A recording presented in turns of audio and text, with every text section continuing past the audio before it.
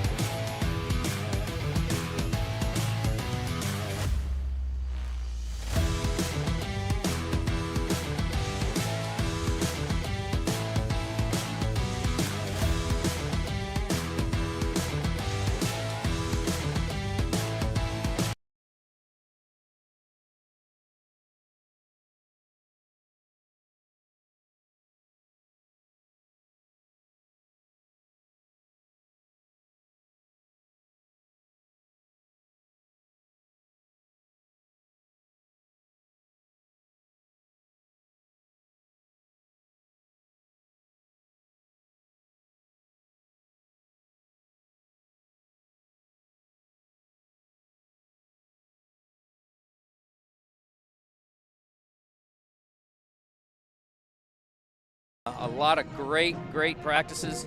So we come into Smithville, and should be a good time for the Panthers. Last week, Antoine Mabane was the leading rusher with 18 carries for 69 yards. No TDs. He did lose a fumble. And our passing game was 3 for 8 for 29 yards. And that was the direct opposite of what had happened in the first game. With our offense. Our offense 3 for 105 yards with a 69-yard touchdown pass to Braddock Galeni.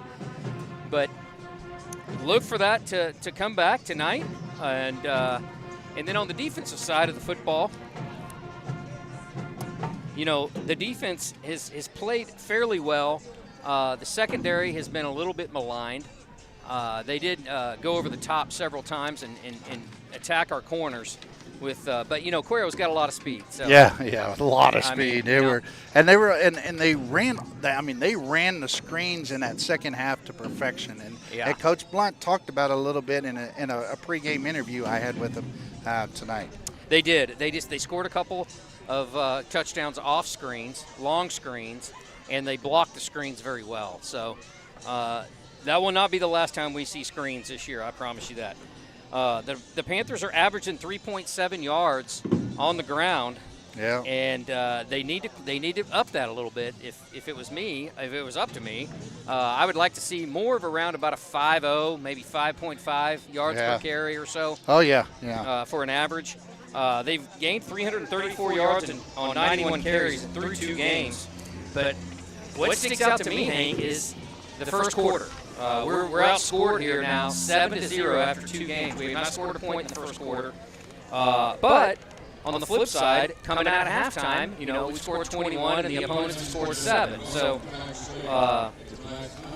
you know, and then the other thing that's a little bit glaring is the penalties. We've got to clean up some penalties. We've got 21 penalties in 2 games for 192 yards.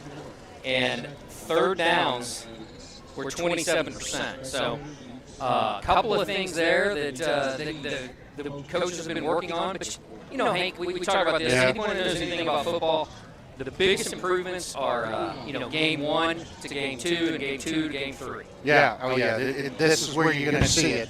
And, you see it at every level, from the pros to collegiate level.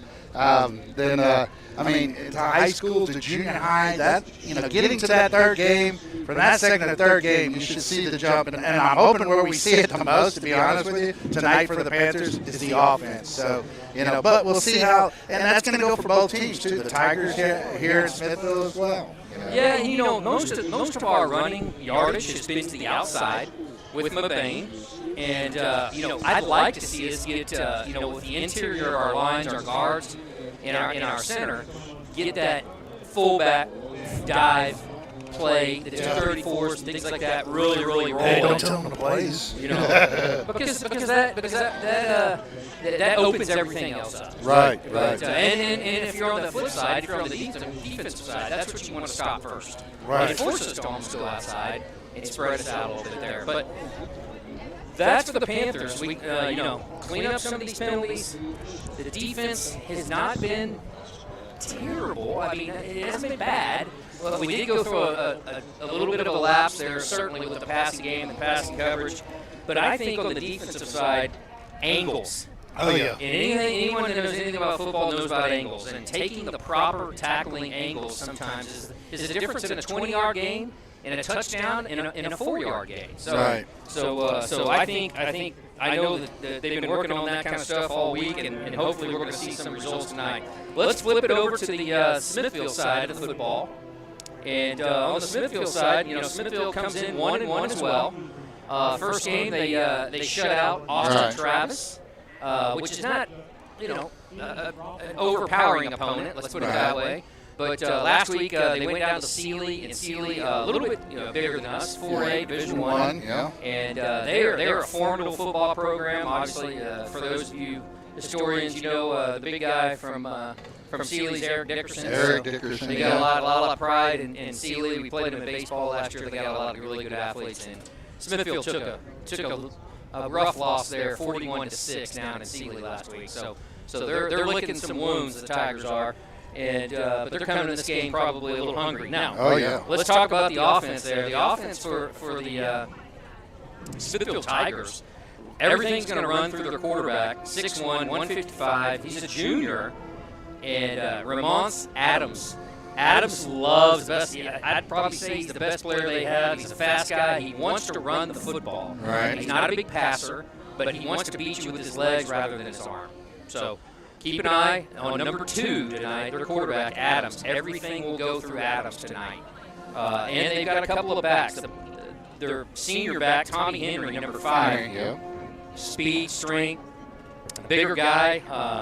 And he also split out at wide receiver at times, Hank. Yeah. And then at the receiver position, who sometimes, watch this kid too, number 4 for those of you at home. He's got a lot of speed, 5'8", not a big guy, 175. So that tells you he's got some good weight on him. But he can run. And the other thing is Chris Delapena, right? Chris Delapena, go-to guy in the receiving game. But watch this. He will also come in and play and throw the ball a little bit. Yeah. So if you see him kind of come through the backfield, watch for that. I know the Panthers are keen on that as well. And then they've got a couple of really tall receivers, 6'1", both 6'1", Ryan Davis, and 6'1", number 8, Dylan Hippler. Both tall guys. They've got a little speed to them as well. And but Smithville didn't throw the ball a lot. So. Right. One big thing I know that I've noticed was their offensive line has improved greatly. They've got 4 seniors on their offensive line, and they're big. Across their offensive line, they go 230, 240, 250, 245, and 185, a little smaller for the right tackle there. But their best lineman's number 64, 5'9", 245 senior. He's nasty. He's going to hit you. He's going to hit you again. He's going to hit you some more. And his name's Chris Boria. Yeah. So let's flip it over to the defensive side. The defensive side, Smithville's played us tough. Last year we played Smithville at home. Yeah. It was a 28-21 football game. It went to the very final minute of the game, if y'all remember. Bryce Nall hit Colton Schulke on about a 20-yard pass in the back of the end zone. It was a laser. Schulke made a fine catch, which won the football game for us. But it was back and forth. Right. And they had a couple of seniors. They had a senior quarterback graduate. It was a heck of an athlete, and then they had a little tiny receiver, 5'8", but boy, he was quick as a cat, and he could run and juke and jive and do his deal. So, but on the defensive side of the ball tonight, for Smithville, first of all, they have 8 seniors starting on their defense, which that usually translates into a pretty good little defensive team, right? Yes, sir. But a couple guys to keep an eye out for, and this is their other running back. He plays both ways. Number 3, he's a defensive tackle. Murray Deshay, he's 5'9", 235. He's a returning third-year senior and a starter as well. Third-year starter. Big body athlete, strong, but he tended to give us a little bit of trouble last year, and the coaches are also looking for him to show up tonight. The other guy is their senior linebacker, number 44, Noah Baxter. Noah Baxter, he's 6 foot, 205, good size. He's another returning third-year starter, and he should be formidable. And if they are going to beat the Panthers tonight, it's probably going to be because of Baxter and Shea right up the middle, right? Right, but I think if the Panthers can get over some of their offensive line woes tonight, I think they'll be fine. As long as they get when you talk about angles, it's not only on the defensive side, but it's on the offensive side. Down blocks are an angle block, and so basically you take the right angle. A down block, I said it last year, I said it this year. It's the down block is the easiest and best block you can make, but you got to have the right angle. I agree 100%. Blocking is all about angles. Doesn't matter how big you are. Right. I played receiver in high school and wasn't a big guy, and it was all about getting the right angle. So. Well, if you want, we can bring in Scott Kibbe here, if you'd like, and we can get Scott Kibbe for a fun fact, and then we'll get to some of the others. Don't mean to cut you off there. No. We'll get Scott in here. All right, Scott. All right. Can you hear us now? Yes. All right. Good deal. All right. So, what is your fun fact for this evening? Our fun fact tonight, we'll make it a positive one, I guess, in how we say it. The Panthers, if they get to 15 points tonight, they should be in good shape. Because their last 6 losses and 7 of their last 8, they've scored 14 or less. So obviously, the offensive problems not being able to score enough has been the problems in those games. But they can do it. We'll say my prediction tonight, whoever gets the 15 first wins. We'll see. How about that, Lance? I know that right now they're doing a quick prayer, so we'll go ahead and take just a moment of silence here. Okay. All right. Well, and Scott, some of your predictions for tonight? I would just look for the Panthers to be much more aggressive. I think they were a little angry at themselves after last week. They're not used to losing. Those are most lopsided home loss since 2011. Not something they're used to doing. So I think they come out more aggressive on both sides. I think really try to get more people involved in the offense early. All right. Yeah, I totally agree with you there, Scott, because if last week I said we got to be aggressive, but offensively we just didn't create the holes, the seams that we needed against that good, solid front of Cuero. But, they had to people may not realize Navarro had to mix some things up there with their offensive line. And so now, hopefully with a week under their belt with that, they can make some adjustments and do well with it. Coach Blunt told me this week, he said, we looked at the film, we thought, watching it live, I thought our offensive line may have gotten overwhelmed.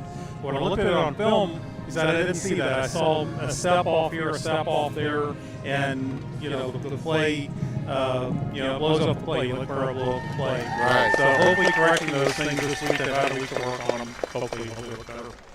All right. Well, Scott, thank you for the information. And we'll catch you at halftime. And also, I had failed to mention earlier in other of our streams is that we can find your information at the Seguin Gazette, in which you have an article that comes out usually on Wednesdays for the preview and then Sundays for the game, after the game to tell you all the details on what's happened, right? Correct, yes. All right. Thank you for that, Scott. All right, Lance, back to you. All right, well, I think before we jump into the national anthem, I was going to get into the keys of the game before we get to the captains and all that. My keys of the game is be more physical. Control the line of scrimmage, offensive, defensive line, but be the more physical team tonight. Right. Get back into the slot team mode, right? Yeah, that's and I know we didn't get a chance to hear it because we got on the air a little late, but Coach Blunt, when I talked to him before the game, Coach Blunt was talking about just that is being that much more physical, being the old smash mouth Panther football. And that's what he's wanting to see from his team tonight. Yeah, I agree. And so on the defensive side, the big thing, we talked about the angles, tackle, and control a little bit of the mental lapses in the secondary. Don't let the big play beat us. Right. I think if we can minimize those, we will be okay. And then my last one is just be Navarro. Yeah. Be the Navarro Panthers. Yeah. Don't change who you are. Be who you are, and I think you'll be fine. There you go. Be the big growl, right? And as the Panthers now come out to the field. Get the cowbells. You gotta have cowbells if you're not in Texas high school football. Gotta hear the cowbells. Here your Panthers are. We're hoping that Sunday kickoff will be behind the stands. It's getting close. Yeah, it is. So the few things that I did want to touch on with Coach Blunt, he is real concerned about number 4, Chris Della Pena, about letting him get out in space. We want him to be able to be contained. And if we don't contain him, that was one of his big points that he had with me when I went down to the field to talk to him before the game. Okay. So, and you were right on point when you talked about he's one of their big threats. So watch him. And Chris Della Pena is number 4, and Ramon Adams is number 2 for those watching at home. On the offensive side of the ball, and then on the defensive side of the ball, same kids actually. 4. It's actually 3, 4, and then 44 is their big linebacker. So we'll wait to see who our captains are for the evening. And I don't think Coach Blunt changes them too often. one thing I do want to mention, Matt Richardson is still out. Matt's a key strong guard for the Panthers and a defensive tackle. He's still out, nursing an injury. But hopefully he'll be back next week. Yeah. And we have a newcomer up to varsity this week, number 74, Josh Hernandez. And Josh is a freshman. Yeah, big boy too, though. He's a big boy. He's a big boy. He's That's making his right. first big start. So. Yeah, that's right. And hey, no matter you're a freshman, sophomore, junior, or senior, hey, if you can do the job, that's what we want. So I'm not sure. We don't have the starting lineups, right? We do have only for the Panthers, but I think that had changed at the last minute, so we don't have the actual up-to-date. Well, I can read that off real quick. At tight end, you'll have Mac Berry. Strong tackle, you'll have Houston Berry. Strong guard, Josh Hernandez. Center will be Craig Hyman. Quick guard, Knox Galini. Quick tackle, Cade Pugh. Swingman, or wide receiver, will be Colton Breitenkamp. Quarterback will be Colton Schulke, and also Austin Davidson will be rotating in. Fullback will be Nick Schwartzlos, halfback Antoine Mabane, and tailback is Diego Chapa. The punter, Landon Taylor, and kicker is Sam Sneed. On the defensive side of the ball for the Panthers, defensive end, Mac Berry. Defensive tackle is Houston Berry. Nose guard, Knox Galini. Defensive end, Landon Taylor. Linebacker, Jacob Arias. The other linebacker is Hayden Toller. Weak safety, Ryan Tatum. Strong safety, Nick Schwartzlos. Free safety, Gabriel Rangel. One of the corners is Colt Schulke. And the opposite corner is Xavier Cropper. And the returners tonight for the Panthers are Gabe Rangel, Xavier Cropper, and Austin Davidson. So those are your starting lineups for the Panthers. Looks like the refs are coming out. Yeah, about ready to get this thing started with the national anthem now, I believe. And that'll be played by the Smithville Tiger Band.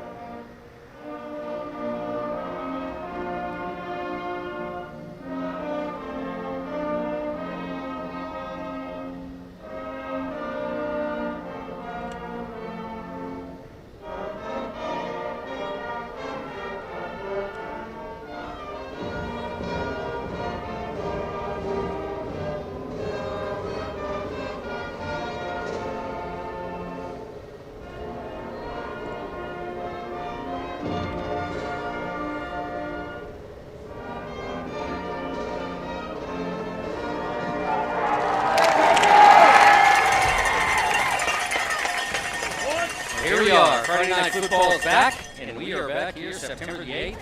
It's a balmy 104 out here on the field. Yeah. It's quite hot today here. I mean, 107, I hear, in spots here. That's what you showed on the, when we were talking earlier, trying to get set up, it was still around 107. It was 107, and on my way over here, my car was reading 109. Oh, good. Hopefully, you know what? Good news, Hank. Looks like we may get some rain next week. Yeah, well, let's pray for it. Yes. Yeah. We may do a rain dance as well. So your captains tonight for the Panthers are number 21, Diego Chapa, number 3, Nick Schwartzlose, and number 13, Landon Taylor. For the Smithville Tigers, you got number 64, Chris Borrega, number 44, Noah Baxter. And I apologize, I'm getting blocked a little bit there by we're hoping, like I said, the sun is just on the edge of the stands. But yeah, I couldn't see the. There's two more, and we'll get them here in a second.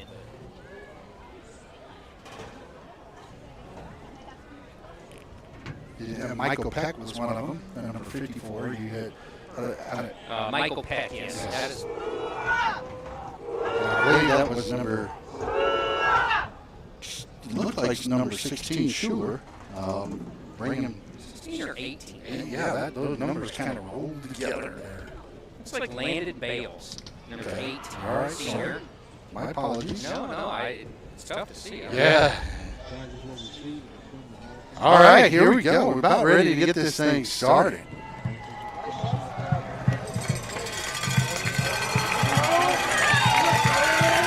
Here we go.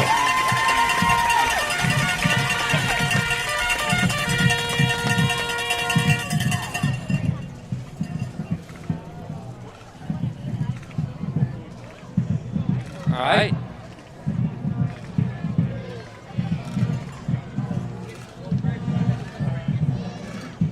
Sorry there, we were adjusting the tent there, so.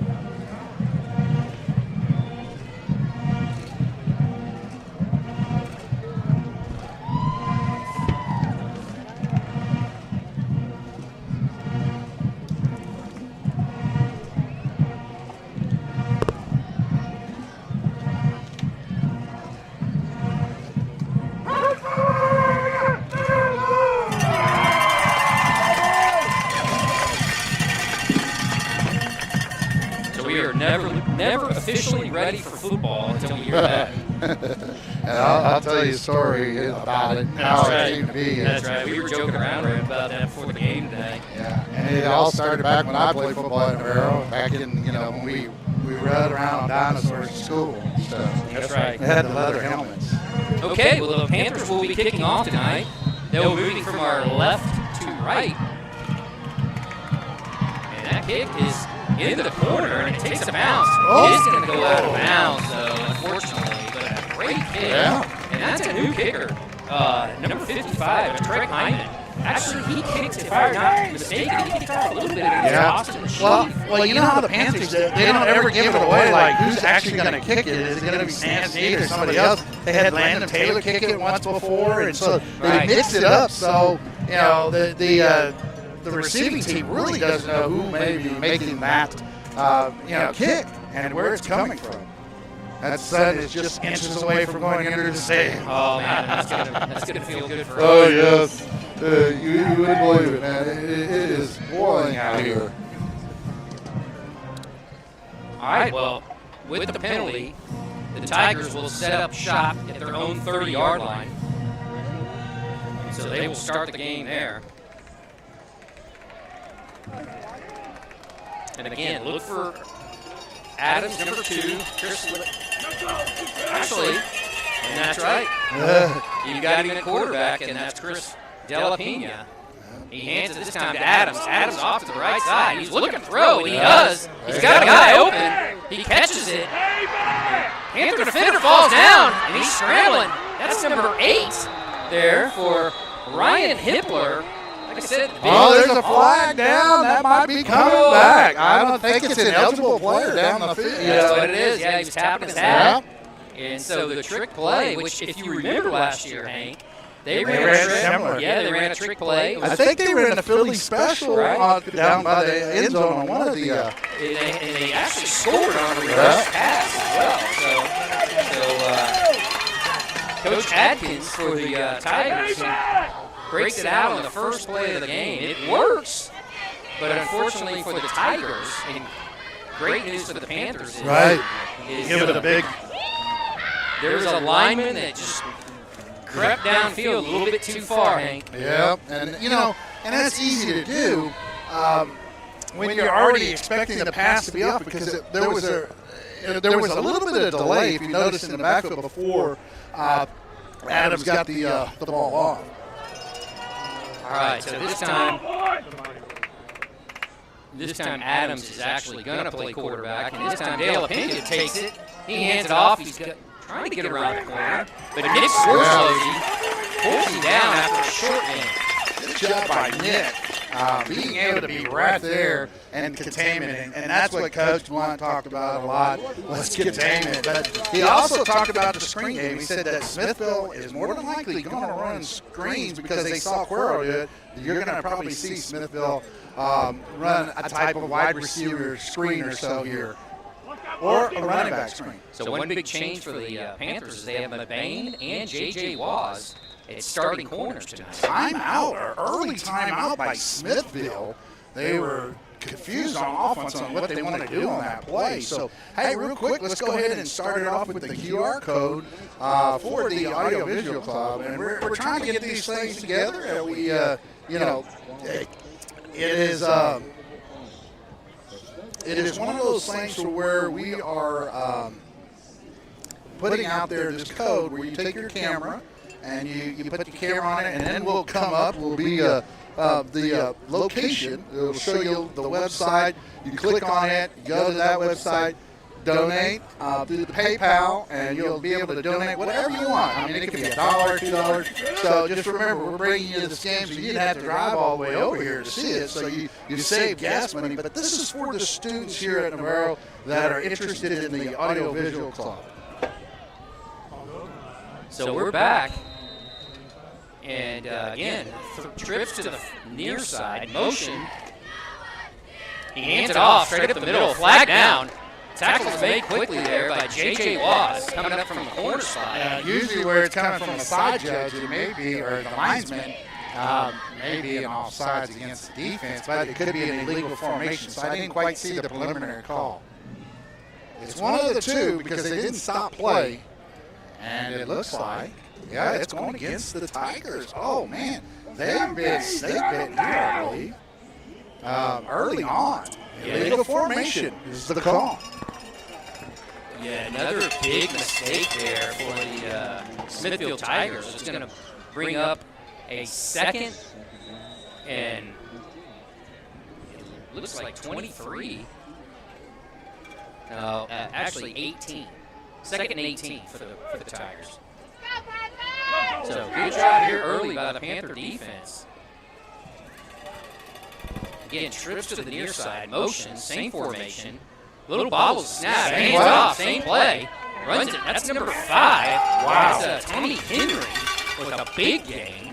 Well, I tell you, Henry is just a load to bring down. I mean, he was able to get momentum and drive through the line. You talk about going downhill. He was literally running downhill on that play.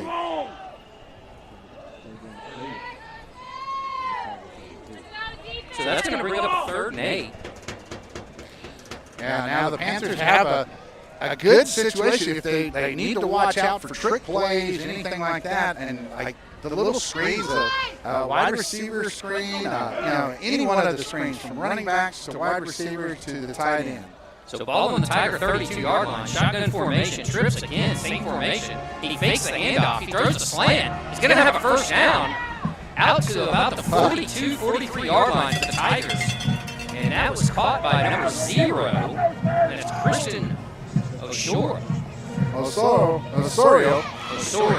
Yeah, Osorio took and he almost went back behind the line. I was like, oh no, it's like the Panthers could have got him back there, but they didn't. And but that's what they're looking for in the middle of the field. Once they spread it out, the middle of the field becomes open because if you're blitzing that linebacker, they vacate that area and leaves that spot wide open. So the Panthers are going to have to watch the blitzing linebackers. So snaps low. He's back. He throws it. He's got a receiver. He catches it. And again, that's going to look like to be very close. It should be another Tiger 1st down. No, that's Chris Delapena again with the catch. I mean, he's got some. He's made some big plays already, but for not because the penalties brought him back. So now he gets enough for the 1st down and no penalties against the Tigers. So I believe the Tigers already had 4 penalties in this possession alone, and they've overcome each one. So about 9 minutes left here in the 1st quarter. Shotgun formation. He fakes the handoff. He keeps it this time. He's up the middle, and he's got a nice sizable gain again, close to another Tiger 1st down. Now, that's Adams making a couple shifty moves on the Panthers. Yeah, and he rode that with that zone read. He was able to keep it in the pocket there of Henry, kept it in the belly for a good while. He rode him, and long enough to where he read the defensive end on that side and was able to cut it inside of that defensive end. So another 1st down to the Panther 37-yard line. Same formation. Trips to the near side. One receiver to the far side. Adams barking it out. He's going to throw it this time. He's got a receiver. He catches it right in front of J.J. Waz. And again, that's number 1 this time, Tristan Garcia. Yeah, Adams is really taking and spreading the ball around the different receivers. He's not just looking for Adams. I mean, Adams is not looking for Chris Delapena. He's going all over the place, picking out the open receivers. So, Panthers are going to have to put a little bit more pressure on them a little quicker. But, like I said a while ago, if they blitz those linebackers, and it looks like somebody's filling that open spot as a receiver, and he's wide open. So Panthers got their hands full. So 2nd and 5 from the 32. Adams keeps it. He goes to the outside. He's going to be. Oh, looks like the Bears got it. And the Bears got it. Well, Hayden Calder tries to strip the ball, but the Bear wrangles him down. Mr. Bear Berry, I'll tell you what, he was just a fingernail away from losing the quarterback Adams because he went back there on that backside and pulled that big old paw, that claw or paw, whatever, and pulled him in. Paw. I say paw. but maybe it was the claw's fingernail. Yeah. He pulled him in, and that's all that matters. It's a big loss overall. So 3rd and 12 from the 39-yard line here in the 1st quarter. 7 minutes left to go here, and the clock's still running. Adams, he's back. He's got some time. It looks like a screen. And Delapaz drops it. I'm not sure even if he caught it. Man, Taylor. Yeah, was breathing down his neck from the backside. And Coach Blunt, you can tell the coaching there because Coach Blunt says, "Hey, if it's too easy, it's too much." And all the Panther players, other than one or two, went back because if the quarterback decides to take off, you run the other way. Hey, somebody's got to contain the quarterback, and the Panthers did an excellent job on that screen. So good film study there. Yeah, exactly. exactly. Panthers, and because the screen is hurt us in the first. Oh goodness, yeah. So in punt formation, we have it's the quarterback as well. Yeah, you got to watch it though. Anything can happen. I mean, they're on our side of the field. So ball on 39. He hesitates. He drops it. It's a nice kick. It's going to take a. I don't know what it is. It's going to roll sideways. Yeah, about the 10-yard line. If you're Smithville, you want to roll sideways. If you're Panthers, you want to roll in the end zone. So the Panthers will take over. The ball will be marked right at the 10-yard line. 6:33 left here in the first quarter. The 0-0 ball game, and that was a long drive, Hank. Well, yeah, Panthers caught a break on penalties that were mental mistakes, I believe. The formation, legal formation, the legal man downfield. So the Panthers were able to, sustain and withstand that particular onslaught of big plays. So Panthers hand it off up the middle. That looks like it's Chapa. It looks like he's pushing out to about the 15-yard line. Oh, Chapa Bobby leading there. That's really something to see. Yeah. That's Chapa from the sophomore year, I think. Yeah. Well, I wanted to real quick let everybody know we don't have the clock up for the so we're still in the first quarter with 6 minutes and 11 seconds remaining, no score. That's right. It's second down and 3 to go. Ball on the 17-yard line. They hand it off this time up the middle. Looks like Swartzlow's team. Oh, man, that was sniffed out rather quick. And he's going to be dropped a little bit short, so it's going to make up a third and about 3. So no gain for Swartzlow. I'm sorry. Well, it looks like a 1-yard gain, so 3rd and 2 here for the Panthers. Well, the nose guard, number 64, Chris Borja, was ran-handed. He sniffed that one out right away. And Borja's a player. Yeah. He plays both ways, and but look for that. Smithville's got a bunch of boys that play both ways. So 3rd and 2, he hands it this time. Looks like he's going to have the first down. That's yeah. That's old-fashioned Panther football there. Go ahead, Lance. No, nice balance there from Nick. And to get the first down. So 1st and 10 for the Panthers.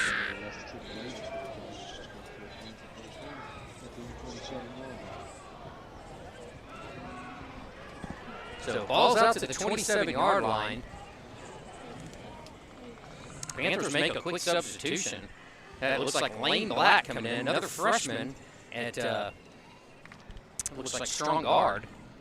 Hand off this time. Mabane going out to the left side. Oh, he's got the room. He's got a bunch of room. He's gone. He's gone, folks. Unless I'm looking for penalties, and he's all the way.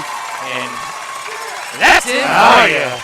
Navarro, Panther touchdown.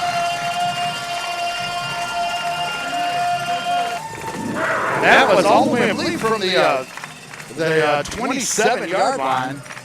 73-yard touchdown run there from Antoine Mabane. 73 yards, yeah. Once he gets out in space, he's hard to catch. There's hardly. Once he got out by the 40, that's why I said, he's gone. Yeah, there's just nobody near him at that point. And that's the play that the Panthers have had the most success with all year. Whoa! And the kick is no good. Unusual. This year we've seen Snead do very well on his extra points, and that one, oh my goodness. I wasn't sure if it was going to get there, but then it was still a little bit off to the right. So yeah, 6-0 Panthers. Oh.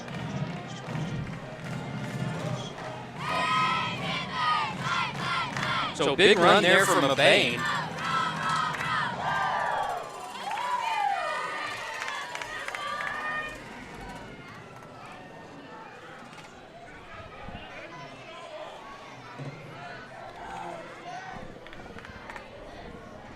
So that's been the, Hank, that's been the big play for the Panthers all year. Yeah. They probably gained more yards off that play than any other play all year. Like I said in the pregame, we've struggled a little bit up the middle. But running out to the left side with Mabane, using that speed, once he can get that corner, it's night-night time for the opposition. Yeah, he's gone. So 6-0 here early, 4:51 left here in the first quarter. Panthers up here in Smithville, Texas, from Kelly Field. And they have Berry Field. I'm sorry. Yeah, you're thinking of a Honda. Yeah, I'm thinking of Honda or something. Berry Field, and nice stadium they do have out here in Smithville. Just need a little more press box space. They do, yeah, they do. So the Panthers kick it off. It is caught, but he falls down, and that is Garcia. Tristan Garcia, number 1, caught it and went straight down. Yeah, and hey, we'll take that any day. No return, basically almost like a loss on it because he had to take it over the shoulder and go back. And I think they're going to spot it. Let's see where they're going to spot it at. All the way at the 35, I thought he was right about the 32. Maybe, hey, what? Yeah, they got it at the 30, so. And that's what they started their first All drive. right, well. And no return, though. I like that.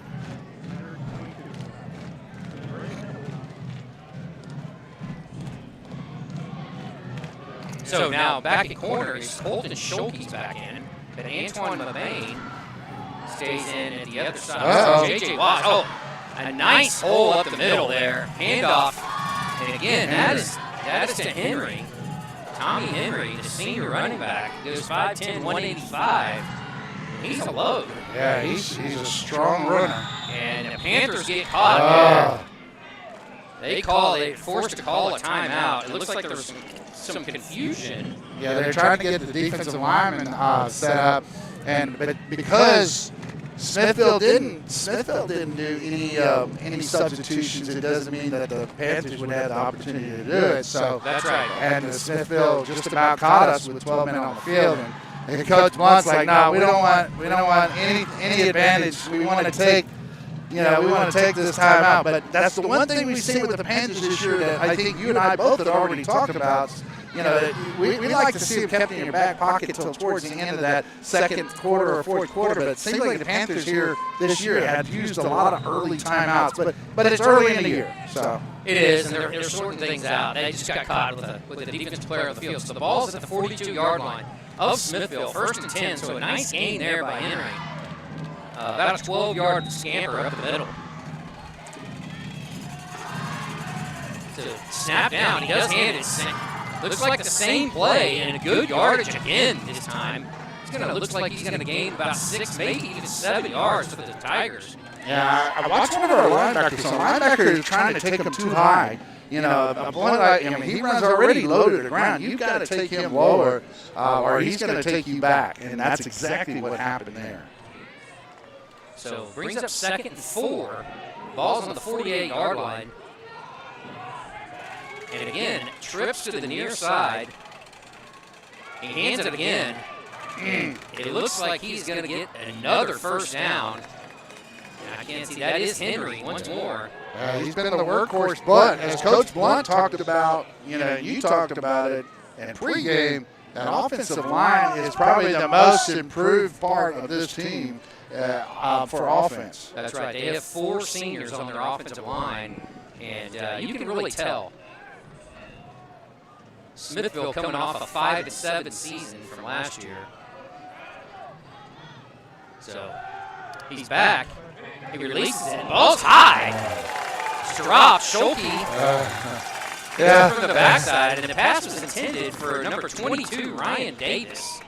I was listening to some of the crowd members. They're like, "Hey, you're gonna go for the ball this one." But Schulke was making sure, even if he happened to catch it. But that ball was tipped up high, and I don't think Schulke would have had the opportunity to catch that one. But it would have been nice, right? But that was good defense. This time the Panthers really didn't give them any room, and this was the outlet for the quarterback, and it didn't work out. So incomplete pass, 2nd and 10 from the Panther 46. He hands it off. Again, that's going to be number 5. And Panthers not getting any penetration on that front defensive line.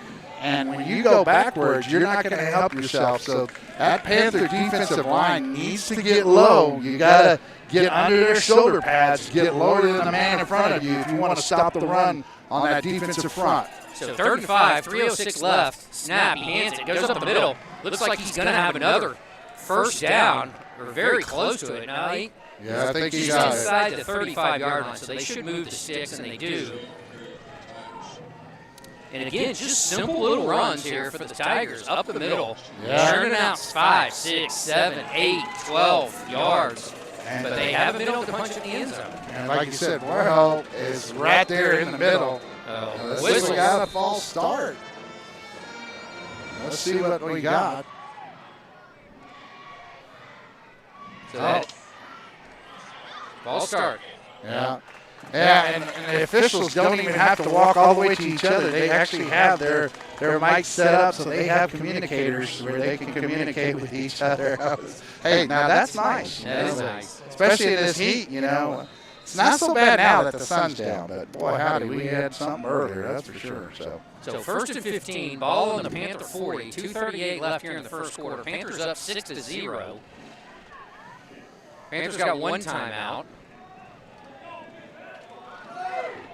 Yeah, Panthers have to stop the run, but here's where you might see a screen. Snap it is. He hands it off. It's up the middle. It's going to be a little bit of a shorter gain. This time he's going to be pulled down by Landon Taylor, Arias, and the Bear.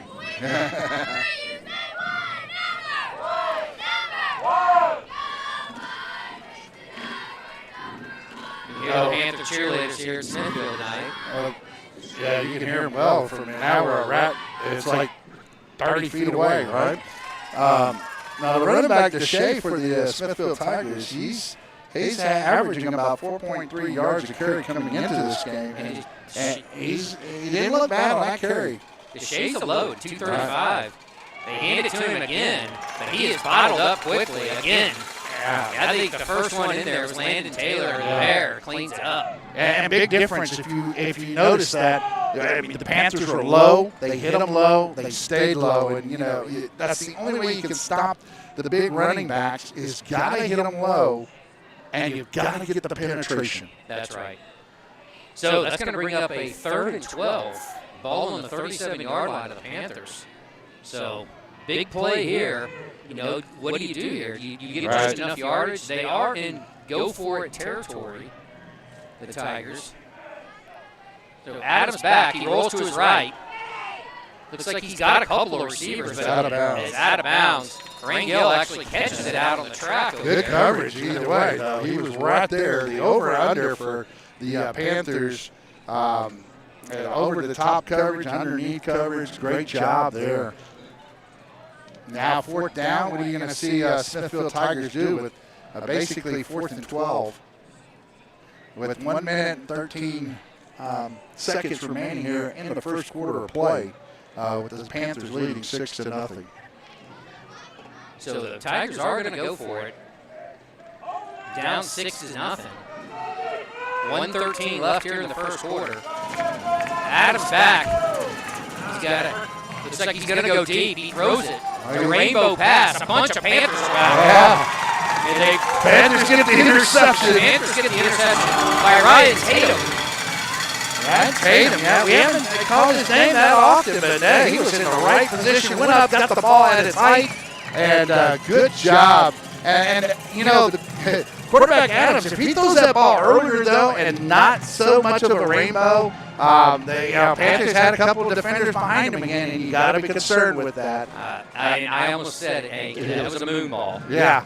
Right? Exactly. He waited way too late to throw it. He had a receiver open. Yeah. But the four, it was like, I think there was 4 Panthers back there. Right. Caught him. They were down there, but they were still letting them behind, and that's been a concern, all the time, and but still, I don't want to rain on the Panthers' parade right now. So they did. Tatum gets in position where he needs to make the interception. Bottom line, Panthers get the possession. Panthers got the ball in their own 20. This time he looks to the outside. I'm not sure who that is. I think that's Austin Davidson. Austin Davidson coming in, the sophomore, coming in to play quarterback, and he just runs a keeper off to the right side here, and he picks up about 8 yards on the play. One thing with the slot too, you look at it and you go, was that a busted play or was that intended? You don't know, right? Right, we couldn't tell, but I think it was intentional. Right. Brings up 2nd and 2. This time Davidson's going to throw it. He throws it out to Mabane. He hits Mabane. Mabane falls out of bounds just past the 40-yard line. And that was a quick pass, big play, and a new play. We haven't seen that one from the Panthers. So Davidson showing his arm, showing his quickness, and ability to get that ball out quick. Nice play, I like it. First and 10 from the 38. Davidson running the show here. He hands it off up the middle. This is not going to go far at all. And I think that's number 30, Jeb Stockner. Yeah, that was that his first carry of the year? I don't know if it was his first. No, he recovered a fumble earlier. That was the big play linebacker, Noah Baxter, there first for the Smithville Tigers. And it's only a gain of 2, 2nd and 8, ball out to 40. But that's going to be the end of the first quarter. And if you want to bring up the QR code for us, Aaron Brooks. The QR code is for the Audiovisual Club, who is here with us tonight, first road game for the students. And phenomenal job considering the circumstances. Obviously, the heat is just almost I say almost unbearable. It is unbearable. And we are set up in the visitor stands. But scan the QR code. All the donations go to the Audiovisual Club or the Navarro Broadcasting Club. And that will go directly into their funds in order to buy cameras, buy some fancy meals on the road. No. I'm just kidding. But no, everything that is needed to keep the Audiovisual Club up and running. This obviously will do not just sports, but sports here initially. Volleyball, we're going to try to catch a couple volleyball games here. Right.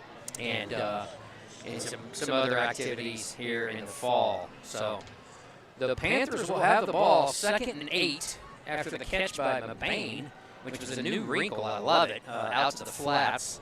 And that was out for Davidson. Davidson making a nice throw. So Davidson under center. He hands it this time to Chapa. Chapa up the middle. He's got some room. He's got a first down, and he's out across the 50. So nice room, and I talked about that in the pregame, Hank. Love to see that the interior of our line get some movement and get some space there for Chapa. So 1st and 10, the ball will be spot at the Tigers' 49-yard line. And the Panthers are in full control here at the beginning of the second quarter.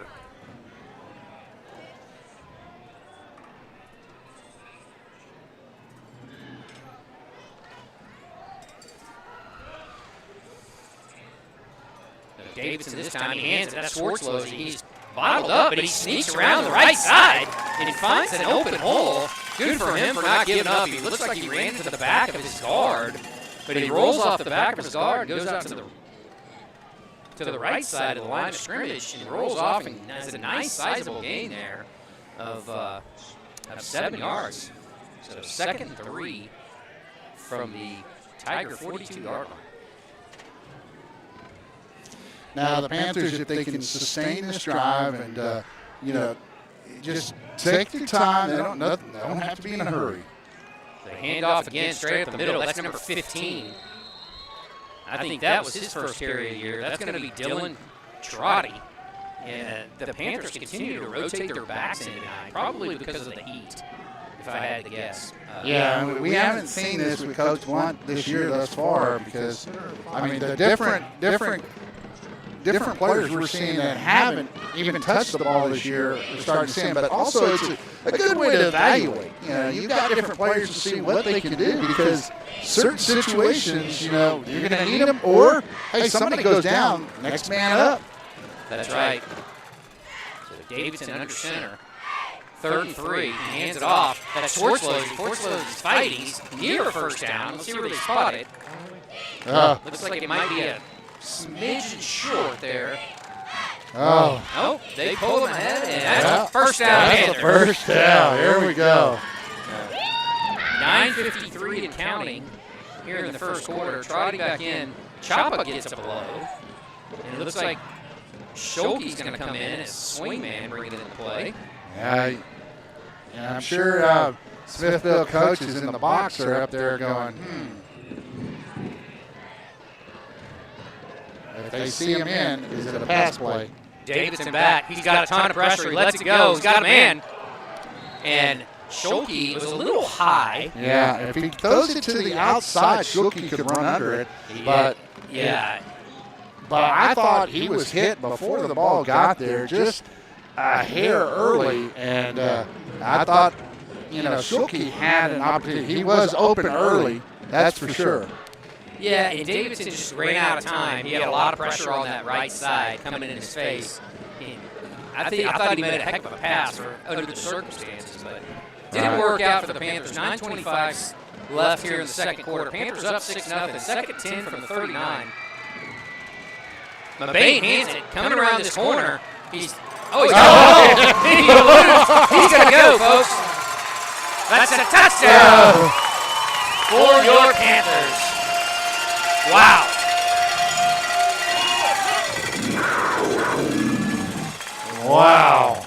Wow. And it looked like he had nowhere to go. Stiff arms a couple of players, and there he goes. He's off to the races.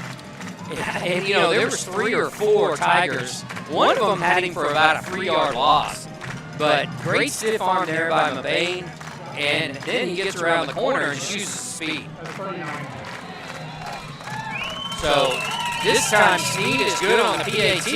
Yeah. And that'll give him a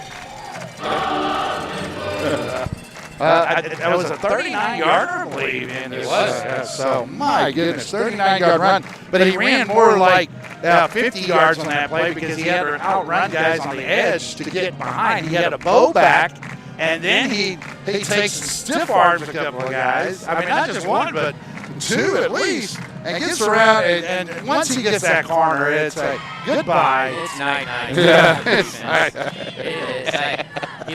Just lay your head down and go to sleep because ain't nothing else you can do, right? McBain's run, he runs a 4.5 pretty easily. I think he's even touched into a 4.4 range. So, I mean, once he gets out there, no one's usually catching him for the most part. I don't think anybody on the Smithville roster runs anything faster than a 4.6 from what I've seen. So, wow, awesome. But our next break, though, when we go, we'll have you go into what other activities when we get to that point. We'll talk about the other school activities that are going on, and my understanding, tomorrow is Panther Fest, FFA. That's right. So 5 to 7, get your plates, the raffle, silent auction. Make sure to go out tomorrow, and this will be at the Big Red Barn. And so make sure, folks, you get out there, support the Panther FFA, the Navarro Panther FFA. Get out there at the Big Red Barn on the corner of Cordova and 123.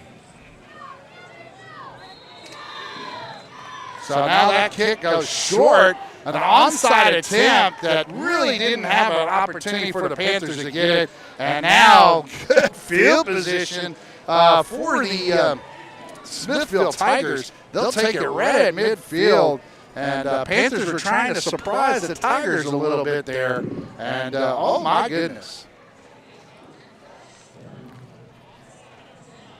So we're here in the second quarter with the Panthers leading 13-0 over the Smithville Tigers. Now, Smithville Tigers had some opportunities, some big opportunities, some big plays called back, and they had nice drives started. They just could not sustain it because Panther defense just really stepped up. So they handed off this time. It's back. That's, again, it looks like some adjustments were made. That's Henry. He's bottled up for a couple-yard gain. Yeah, and Arias took him low. And, I've been up here, I'm sure the coaches in the box and the coaches on the sideline are saying, hey, look, you can't take these boys up high. You've got to get below shoulder level and down by the waist and the legs. So get below their shoulder pads. So that's going to bring up a 2nd and 8 from the 48-yard line of the Panthers. Panthers up here 13-0 here with 8 minutes and 40 seconds left in the second quarter here from Smithville, Texas. Yeah, and the key term for that is pad level low. You'll hear that all the time on the defensive line. So he's got some time. He throws. Oh! It's hit out of his arm. Oh! It's picked up. And it's fumbled.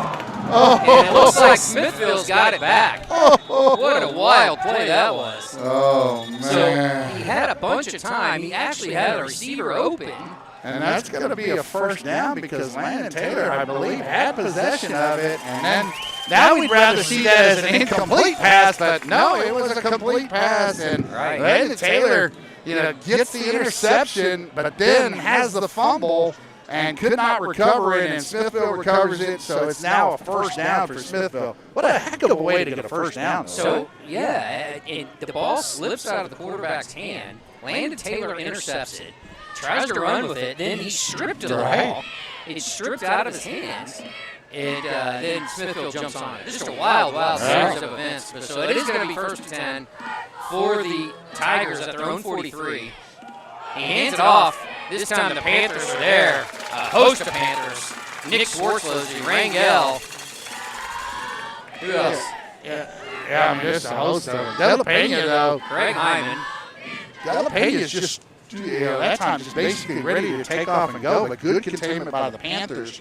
Now, when I've watched Adams, if you've seen this, he's catching the ball on a shotgun snap with one hand most of the time.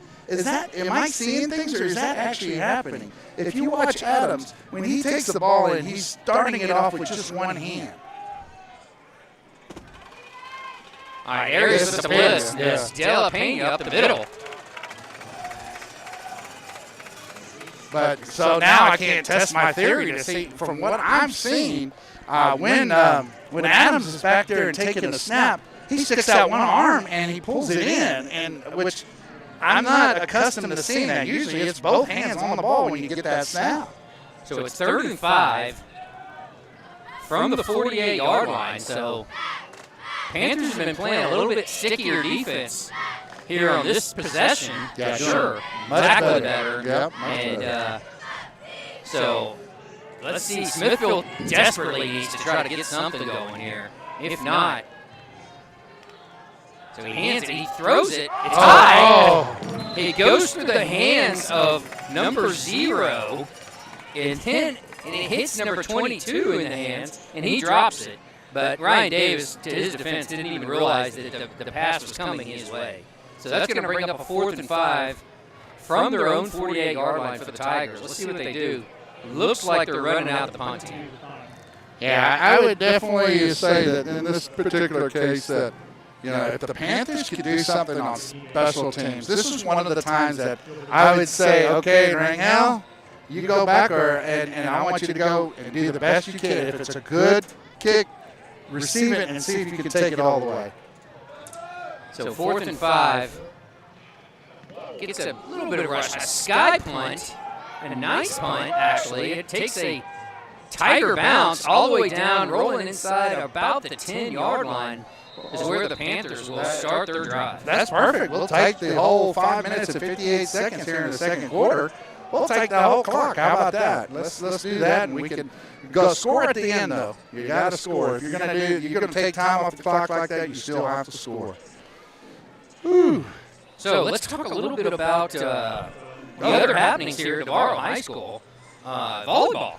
They did play tonight in Canyon Lake. I don't have a report yet. Let me check.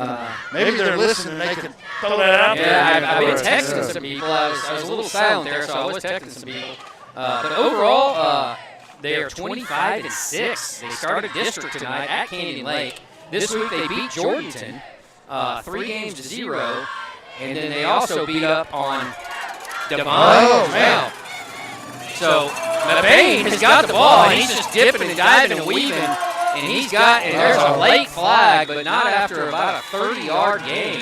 Yeah, we'll have to see if this, if it does go back, it might be, they're talking to the official through their mics, so, and I didn't see any hand. I didn't see any hand gestures to give us an idea, but I can see the green transmitters on their sideline.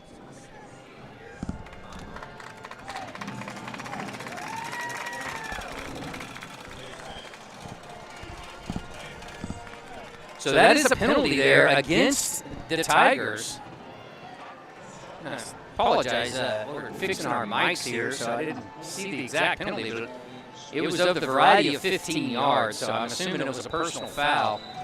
And it's 1st and 10 at the Tiger 41-yard line. Schulke under center, Chapa in motion. They hand it, jet sweep to Chapa. Chapa is wrangled down, though, by the senior linebacker, number 41, and a late tackle.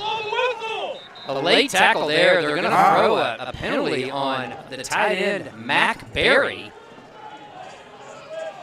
And Panther fans aren't happy because they didn't blow the whistle, but I don't necessarily agree with that. Berry tackled the Tiger player, and regardless if there was a whistle or not, that's probably a fair 15-yard penalty on the Panthers.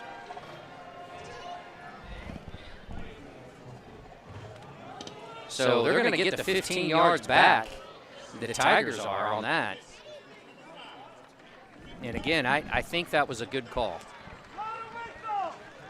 You have one job. You have one job. You have one job. Let's go.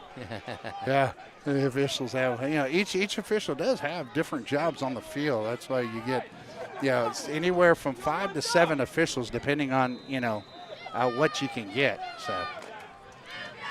So that's going to bring up about 2nd and 27, and the Panthers are backed up to their own 42-yard line with 5:14, and the clock is ticking here in the second quarter. Schulke keeps it. He hands it. Oh, no, he keeps it. It looks like he was trying to hand it off, but he was wrangled up quickly. And again, that's number 44 at the bottom of the pile, Noah Baxter. Well, how many tackles that kid's had tonight, but a great play by him with a very minimal gain for the Panthers. It looks like he got 1 yard. 3rd and 26. What do you pull out here, Hank? Oh, I don't know. I don't want to say it because I'll jinx it. So, hey, a lot of people out there may know but it's early in the season, so I still think we'll see a pass, or we'll see we'll probably see Mabane run that particular play that we've seen in the past. So Schulke hands it this time. It's Mabane. Mabane is wrestled down, but after about a 4-yard gain by, again, Baxter. Baxter cleaning up back there in almost a one-man defense for the Tigers. Yeah, he's going sideline to sideline, that's for sure. Looks like the Bosworth out there. The Boz. I haven't heard that one in a while, yes. But he plays on those Dr. Pepper commercials as a sheriff. He does. Yeah, so. He sure does. I said they're not a sponsor, so I don't know if I should have said Dr. Pepper, but.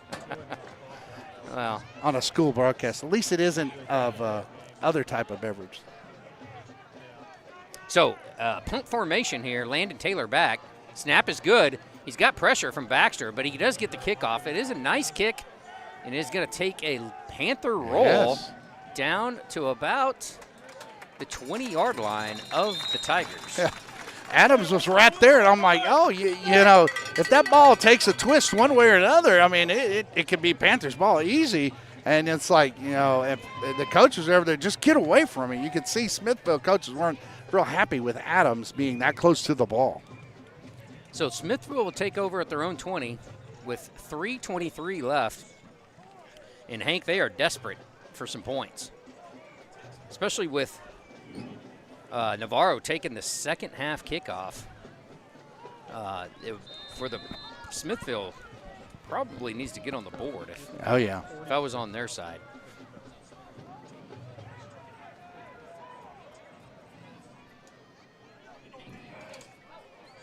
So he's going to pass.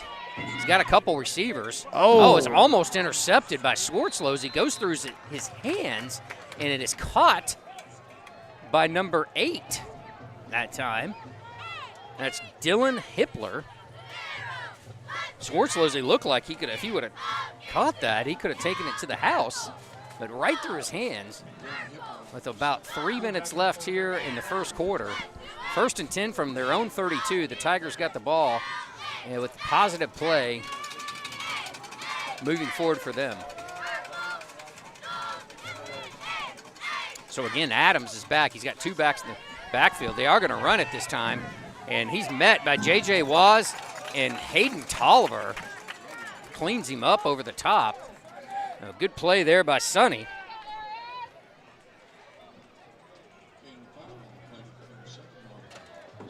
So 2:30 left in the first half. And 2nd and 5. A nice gain there for the Panthers. Or I'm sorry, for the Tigers. But they need to move the football maybe a little quicker. He hands it off this time. And Sonny Tolliver, Hayden Tolliver, stands him up straight up and strips the ball, but it looks like his momentum was stopped. So that's going to bring up a 3rd and short for the Tigers. Well, let's hope the Panthers, I mean, they got to really stand up here. They can't give any momentum at this point. So 3rd and 4 from their own 39, minute 50 in counting here in the second quarter. Panthers up 13-0. Shotgun formation. And Adams is being, and he is wrestled down. I couldn't see the number, but heck of a play there, and doesn't let him loose was Knox Galini, your nose tackle. Just beats his block and gets Adams quickly. And looks like we're going to have a timeout.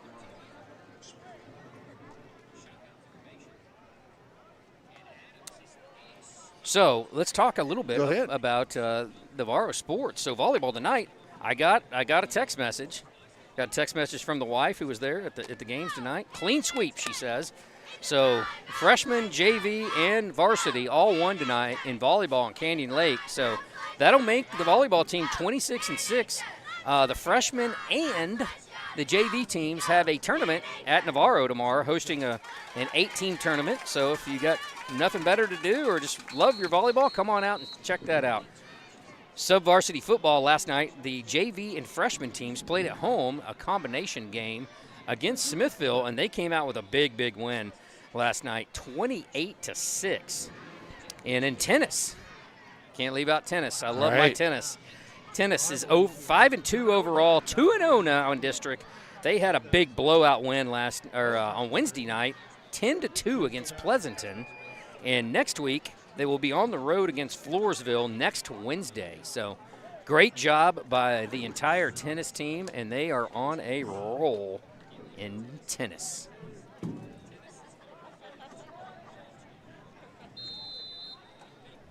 Well, the sound had gotten better is what I heard out there, so we're good. I got a thumbs up on the sound as well.